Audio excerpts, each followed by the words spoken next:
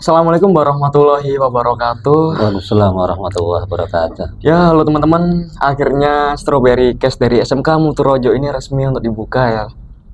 Izinkan saya untuk memperkenalkan diri saya terlebih dahulu.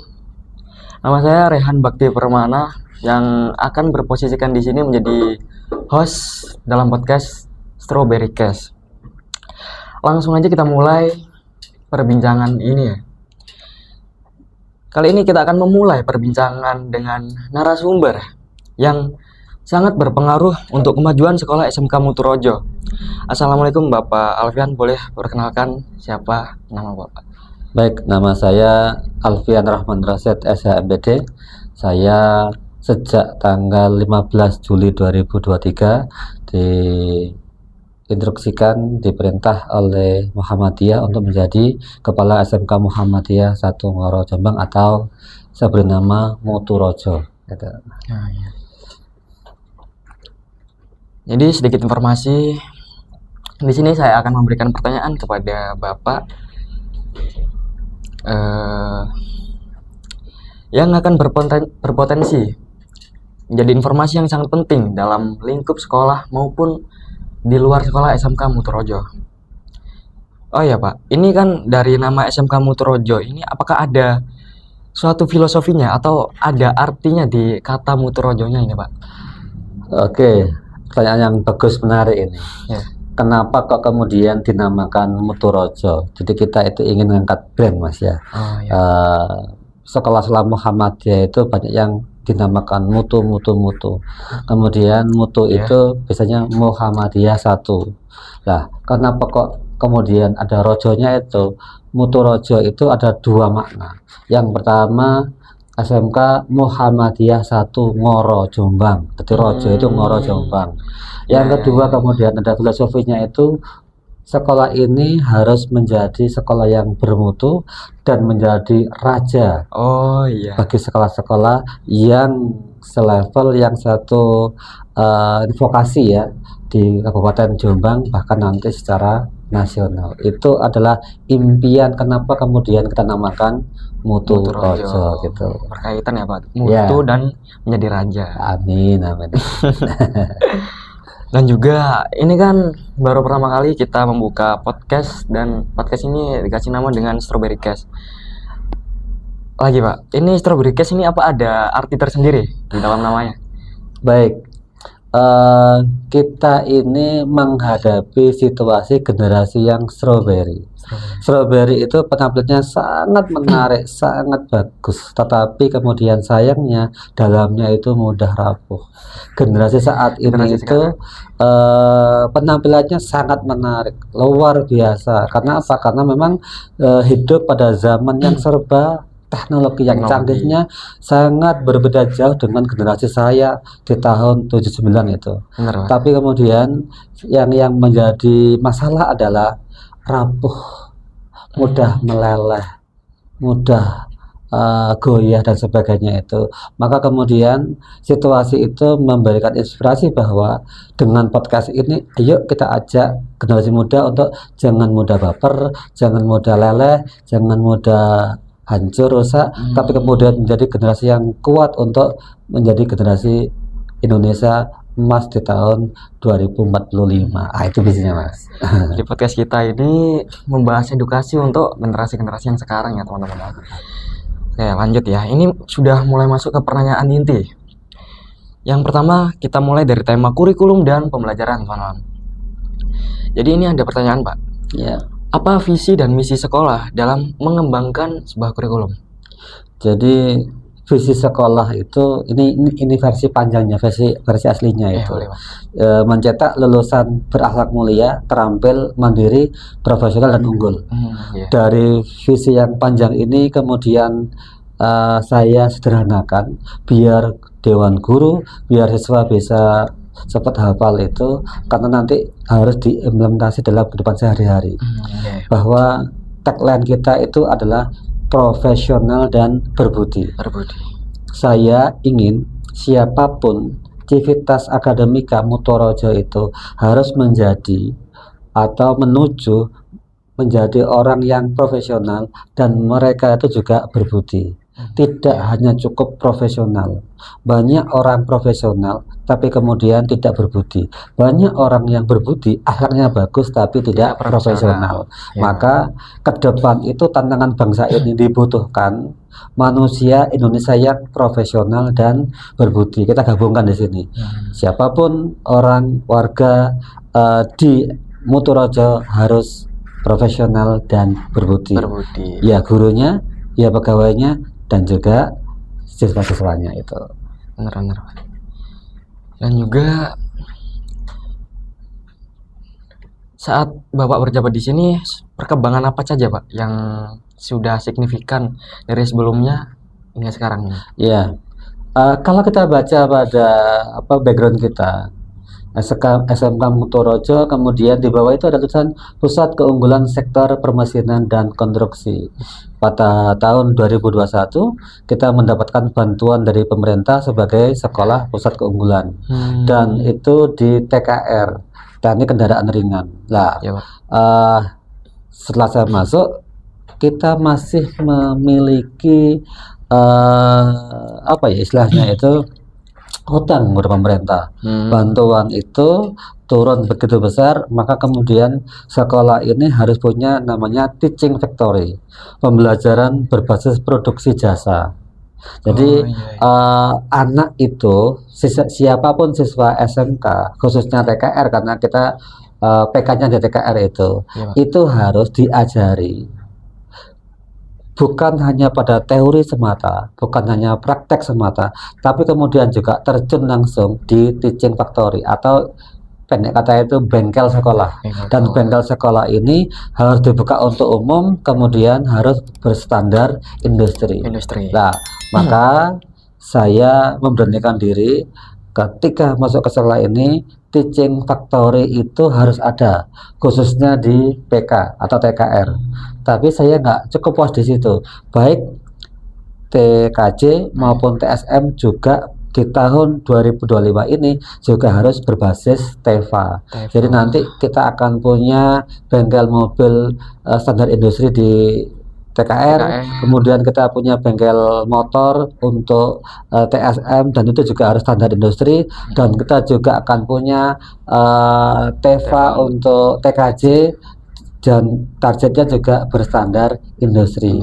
Jadi saya ingin siswa itu lulus, mereka bukan tahu tentang jurusannya, tapi mereka memang ahli sesuai dengan keahlian di jurusannya masing-masing gitu. Ini proyek yang benar-benar besar ya Pak ya? Proyek kayak ini Mas. Jadi saya kemarin sudah instruksikan kepada Wakil Kurikulum di tahun 2025 ini pembelajaran untuk produktif itu harus 75%. Yang sisanya 25% itu adaptif normatif, itu adalah pembelajaran tapi sifatnya mendukung untuk produktif, yaitu pembelajaran terapan. Jadi misalnya bahasa Inggris, bahasa Indonesia, agama, apapun nanti adaptif normatif itu seluruhnya harus mendukung program produktif. Jangan sampai kemudian jalan sendiri-sendiri. Jadi ini adalah SMK. Ini sekolah vokasi, bukan SMA. Bukan SMA. Beda. Sangat berbeda itu ya. Ya. Oke, lanjut ke pertanyaan kedua. Bagaimana Pak sekolah ini mengatasi tantangan-tantangan dalam, kan Bapak sebenarnya menjelaskan perkembangan yang begitu besar kan, proyek yang begitu besar ke depannya. Ini gimana cara Bapak untuk mengatasi tantangan-tantangan? Jelasnya tantangan ini kan nggak sedikit dan nggak kecil ya Pak ya. Dari level bawah kita langsung up ke level ke atas. Iya. Sekolah itu harus tumbuh. Sekolah itu harus berkembang. Sekolah memang punya banyak pesaing. Tetapi kalau kemudian semuanya kita lakukan analisa SWOT, kita cari kelemahan kita di mana, kita ketahui keunggulan kita di mana, kita ketahui pesaing kita kayak apa, kemudian peluang kita di mana, maka peluang dan potensi itu harus dikembangkan. Kalau kita mengetahui potensi kita, keunggulan kita, kemudian kita bisa membaca peluang, maka kita kemudian akan bisa mengalahkan para pesaing-pesaing kita. Contohnya misalnya TKR itu sudah mendirikan bengkel sejak tanggal 12 September dan sampai hari ini sudah 30 kendaraan masuk ke sekolah kita. Maka kemudian itu artinya kita bisa melakukan servis kendaraan masyarakat. Nah, kita nggak boleh kemudian berhenti di situ. Kita harus berkembang. Nah, kemudian saya presentasi kepada investor, namanya PT Wespas Jaya Bersama. Saya sampaikan bahwa kita inginnya ekspansi yang lebih luas dan bengkel kita tidak bisa di dalam sekolah. Karena kalau di dalam sekolah itu satu orang luar nggak tahu. Yang kedua, sekolah ini ada pagarnya. Kemudian pagar ini harus ditutup. Kalau ditutup nanti itu pembelajaran akan terganggu. Nah, tidak mungkin dong tamu itu bisa masuk ke sekolah. Nggak mungkin. Nggak mungkin masuk keluar. Iya kan? Masuk kita buka warung kemudian pintunya ditutup kan nggak mungkin juga. Akhirnya kemudian saya tawarkan, yuk invest ke kita dong. Nanti kemudian kita akan buat bengkel standar industri. Nah, kemudian kita punya SDM kok. Ada SDM kita yang itu memang sudah terlatih di industri dan mereka tuh siap ekspansi gitu. Akhirnya mereka menerima prestasi saya dan akhirnya mereka siap investasi sampai 3 miliar. Bagi kami, dikit ya Pak ya. Bagi kami, kalau tidak gila nggak mungkin seperti ini. Dan kemarin ada yang tanya, Pak, kok begitu cepat ya? September kita mulai buka bengkel. Ya, kemudian di bulan Januari kita sudah akan membangun bengkel standar industri dan itu bengkelnya bukan di dalam sekolah tetapi kemudian di pinggir jalan. Jika tidak gila tidak mungkin. Jika nggak berani nggak mungkin akan seperti ini jadinya. Kita harus punya semangat yang membara ya teman-teman. Iya, harus dong. Kalau masalahnya semangat membara maka kemudian siswanya juga itu jadi ikut membara. Menyala. Bahasanya kan gitu, menyala ini. Pak, tadi kan rencana pembangunan bengkel dari TKR kan Pak untuk masyarakat yang di luar dan juga masyarakat yang di dalam juga bisa ke bengkel itu. Apakah ada program pembangunan yang lain selain bengkel itu Pak? Yang jelas nanti untuk yang TKJ servis komputer, kemudian pemasangan CCTV dan jual beli laptop itu alhamdulillah bisa di pinggir jalan.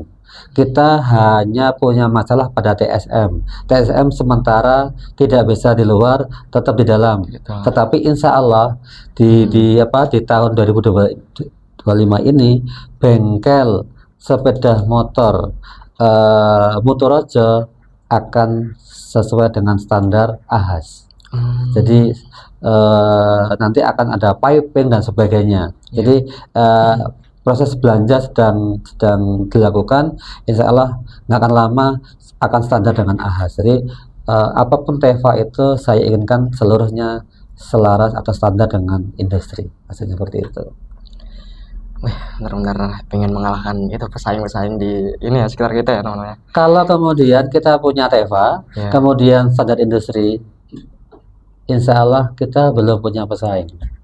Karena kemarin ketemu di Cabdin itu belum ada sekolah negeri yang punya BLUT atau TEVA.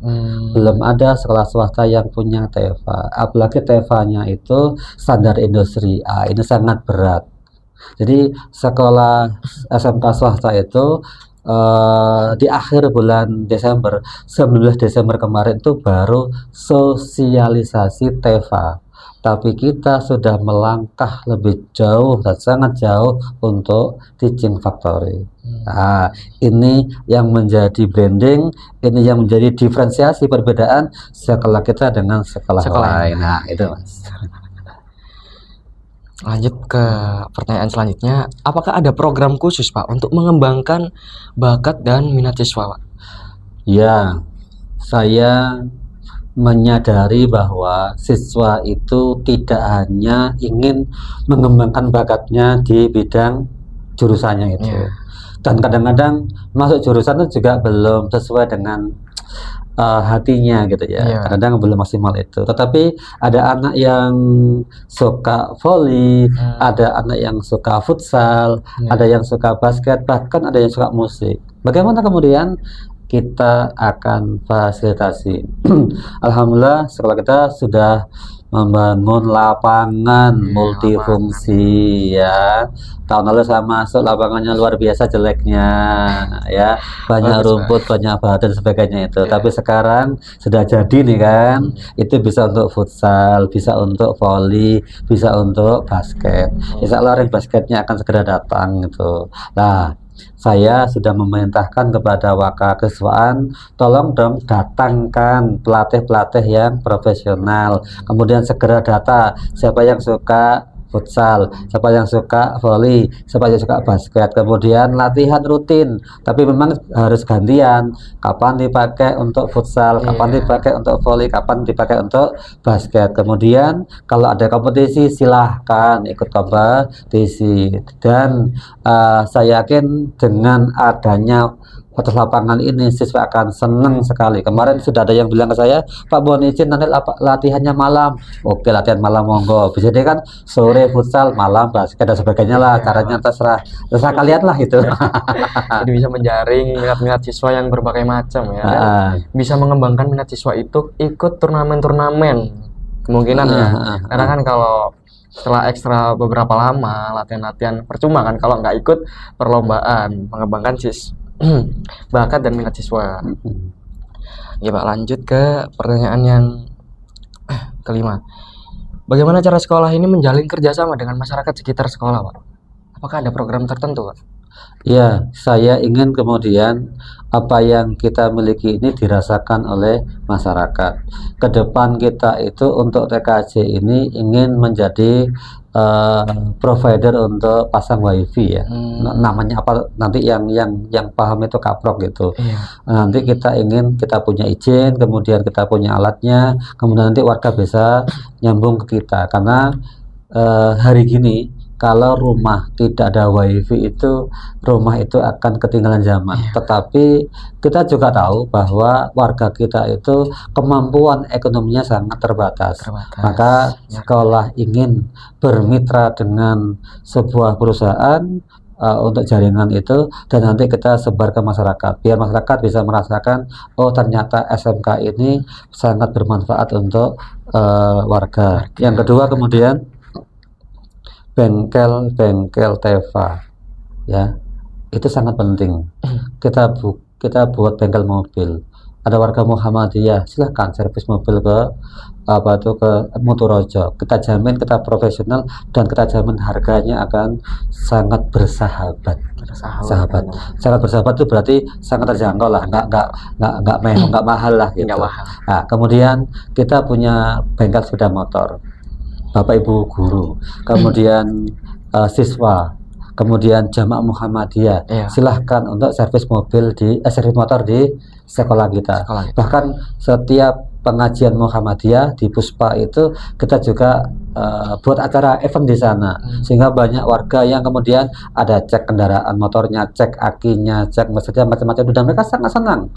Jamaah Muhammadiyah punya mobil juga sangat senang bahwa Motorojo itu luar biasa dan sangat bisa diandalkan untuk Muhammadiyah itu. Nah, tapi kan kita nggak cukup dengan warga Muhammadiyah. Kita juga ingin apa yang kita miliki ini juga dirasakan oleh masyarakat luas itu. Termasuk servis komputer, kemudian pemasangan CCTV, kemudian jaga laptop.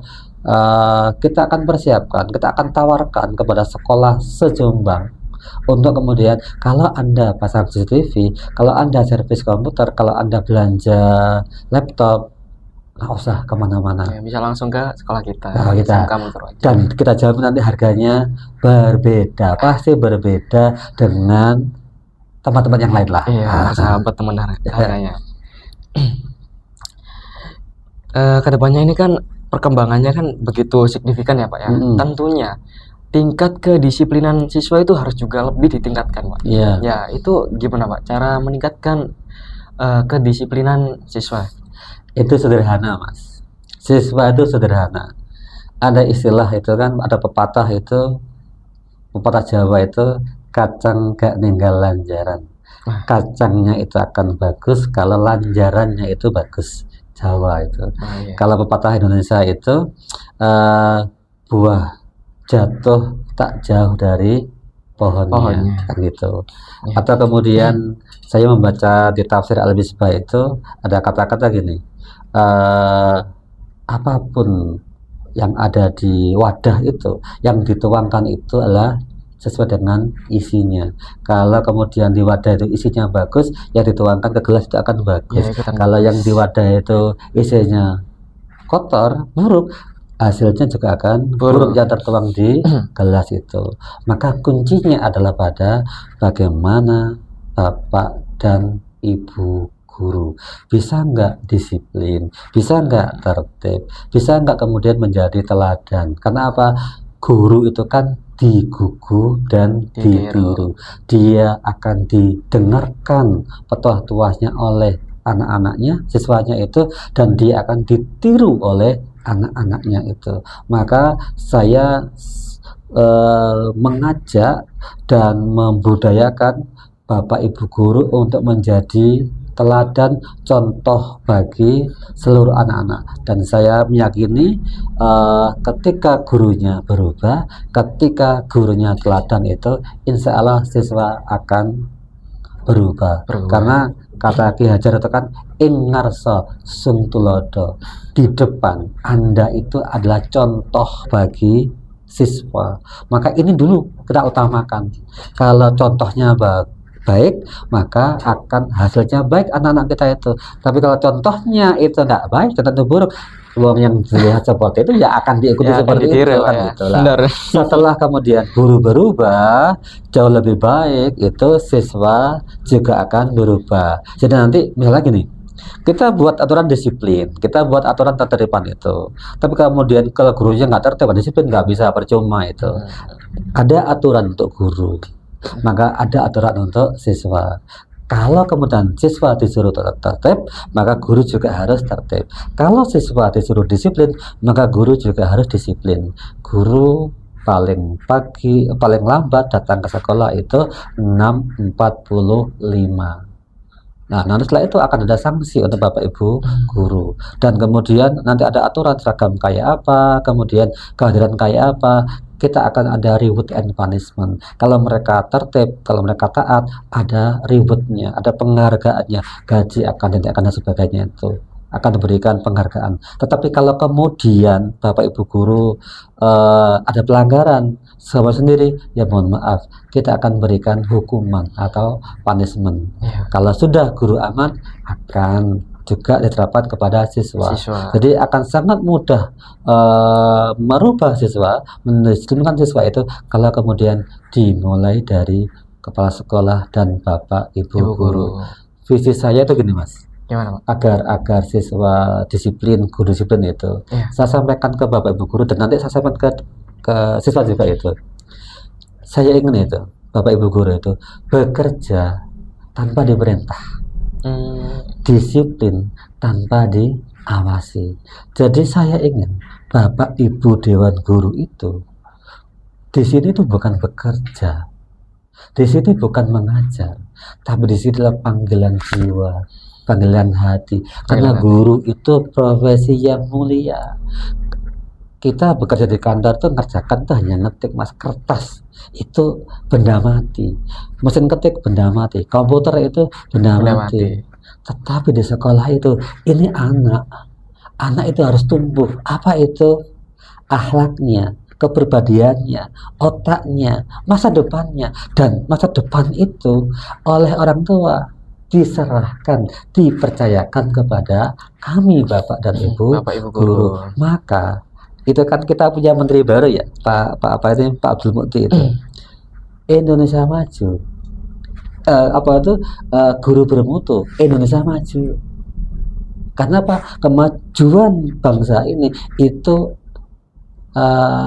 akan dihasilkan oleh bagaimana sekolah, bagaimana guru memproduksi, menciptakan, menumbuhkan siswa-siswa yang bermutu, siswa-siswa yang berprestasi.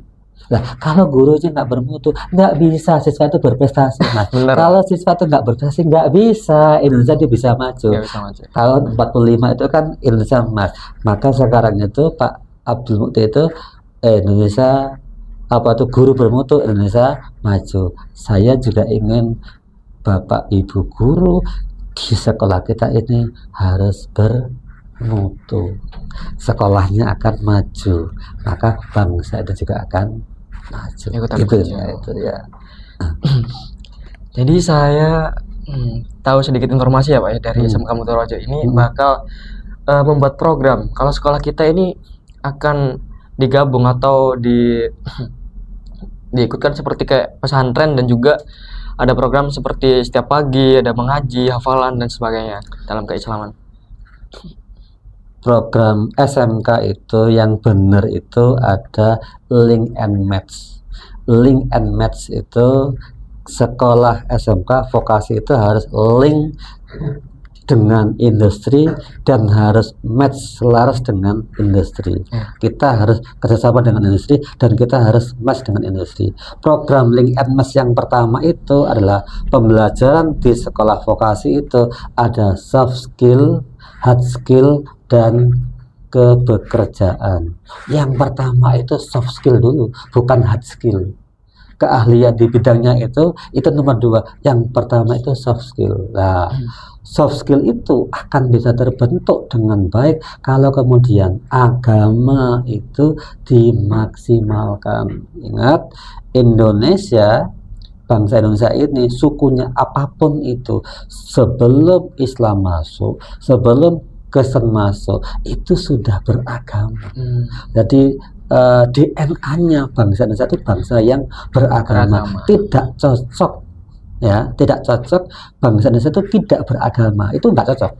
Nah, sekarang sekolah kita ini sekolah agama dan mayoritasnya itu ada Islam. Muhammadiyah Islam mayoritas itu. Maka kita, karena ini sekolah Muhammadiyah, sekolah Islam, maka harus jelas DNA keislamannya itu. Jadi Muhammadiyah itu kan berkemajuan. Nah, maka kemudian soft skill yang dibentuk itu, siswa di SMK Muturojo itu harus sholatnya bagus. Yang kedua kemudian harus bisa ngaji. Kemudian saya nggak cukup hanya kemudian bisa ngaji, sholatnya bagus, tetapi program ke depan kita punya Trantechno, pesantren teknologi. Kita ingin memproduksi, menciptakan, menumbuh kembangkan anak-anak yang ngajinya bagus, ibadahnya bagus, punya hafalan Quran, punya pemahaman atau literasi agama yang bagus, tetapi juga mereka punya hard skill, kemampuan di bidang jurusan itu juga bagus. Jadi misalnya gini, ada seorang mekanik, kemudian dia ngajinya bagus, sholatnya bagus, dia bisa hafal Quran dan dia bisa menerjemahkan Quran. Itu yang kita harapkan. Karena apa? Ke depan bangsa Indonesia, umat Islam ini harus bisa kembali menguasai dunia, khususnya di bidang teknologi. Maka dari itu harus diciptakan mekanik-mekanik yang handal, tetapi mereka budiahnya bagus, kemampuan baca dan hafal Qurannya bagus, dan literasi agamanya bagus. Nah, untuk itu kemudian ada yang namanya Trantechno, pesantren teknologi. Mudah-mudahan Allah memudahkan langkah sekolah untuk bisa segera mewujudkan pesantren teknologi. Jadi ibaratnya tuh gini Mas, saya ini ketika masuk ke sekolah ini itu punya banyak PR, atau bahasanya tuh punya banyak proyek lah ya Pak. Proyek untuk bagaimana merubah guru, bagaimana merubah siswa pasti ya. Kemudian mendirikan bengkel mobil Muturojo standar industri, mendirikan bengkel sepeda motor standar industri, mendirikan servis komputer standar industri, kemudian membangun lapangan, kemudian nanti rehab masjid, kemudian membangun gedung pesantren teknologi, dan juga saya ingin gedung sebelah timur nanti itu lantai 6. Amin ya Pak. Kenapa? Karena kita butuh RPS, ruang praktek siswa sebanyak-banyaknya untuk mendukung soft skill yang baik. Dan kita juga butuh untuk punya aula, punya kantor untuk IPM, punya kamar mandi yang sesuai, punya ruang BK yang standar dan sebagainya itu. Jadi proyek sangat banyak, tapi insya Allah optimis bisa, karena kata Allah itu ud'uni astajib lakum, mintalah kepadaku kata Allah maka akan aku kabulkan, karena Allah maha kaya, kita minta kepada Allah. Nah, gitu Mas. Dengan siswa yang begitu banyak di SMK Muturojo ini Pak, gimana cara Bapak biar siswa-siswa itu tetap aman, tentram, dan nggak ada kayak bullying atau semacamnya Pak? Siapapun yang ada di rumah, kalau kemudian dia bahagia, dia senang, maka tidak akan ada bullying, kekerasan dan sebagainya itu. Maka saya bekerja keras untuk bagaimana guru saya bahagia, bagaimana guru saya nyaman untuk menjadi guru di sekolah ini. Karena guru-guru yang bahagia, guru-guru yang nyaman, guru-guru yang senang akan membuat anak didiknya nyaman, senang dan bahagia. Jadi kepala sekolah itu harus listening ears. Dia harus mendengarkan guru, dan dia juga harus mendengarkan siswa. Ketika siswa usul A, B, C, D, kemudian satu persatu diwujudkan, maka siswa akan bahagia. Coba saya tanya, ketika awal saya masuk, saya tanya, pengen enggak lapangan dibangun? Pengen, semua pengen. Karena apa? Ada kerinduan yang sangat dalam di seluruh siswa itu. Boyo lapangan dibangun Pak. Kenapa? Kami ingin futsal, kami ingin volley, kami ingin basket dengan lapangan yang nyaman, yang bagus. Itu kan pernah itu IPM lomba ya, kelas meeting, kemudian membuat lapangan futsal itu, kemudian ini saya bilang, ini gimana ini ngaturnya itu? Ya memang tempatnya hanya ini Pak. Oh ya sudah wes, gimana lagi kan gitu. Tapi kemudian sekarang itu kan insya Allah IPM kalau mau mengadakan lomba futsal, lomba volley, gak pusing-pusing, gak bingung-bingung. Kenapa? Suatu tempat itu sudah bisa dipakai macam-macam. Tinggal nanti jadwalin aja itu kan.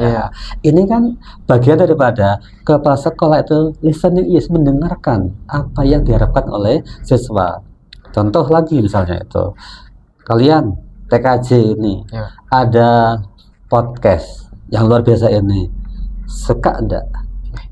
Kalau menurut saya ini Pak ya, karena adanya podcast atau TEVA itu kan tujuannya menjaring siswa ya Pak ya. Betul. Saya sendiri senang Pak, bahagia. Karena saya sebelumnya belum pernah kayak membangun sebuah podcast atau sebuah toko atau apapun itu. Akhirnya saya mendapatkan pengalaman yang baru dan saya bisa mengasah skill di sini.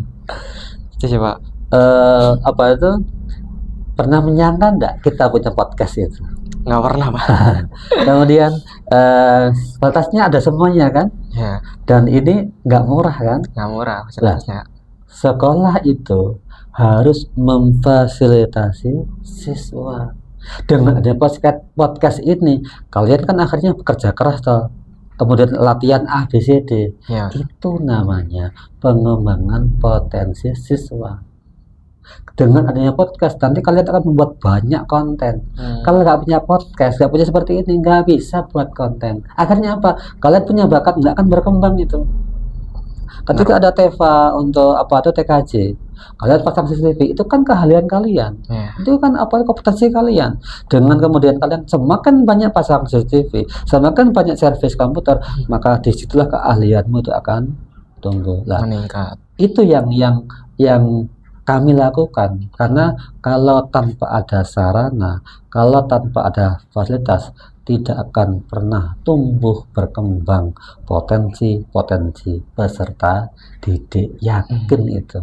Makanya saya sampaikan kepada Bapak Ibu guru, produktif itu dan yang lainnya maupun ada normatif terapan harus mendukung produktif.